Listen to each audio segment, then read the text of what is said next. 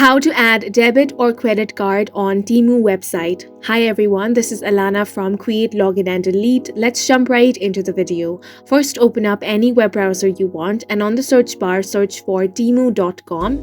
Then you first want to log into your account. Now click on Order an Account option. Then on the left hand side menu, you want to scroll and click on Your Payment Method option. Here you're going to find the option of Add Credit or Debit Card. Simply click on this button. Once you do, you will have to fill up your card information.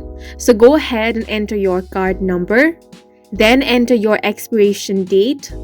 After that, enter your CVV number. You can also add your billing address.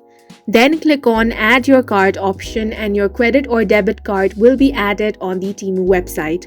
And that's it for this video. Please make sure to hit the like button and subscribe for more helpful tutorials.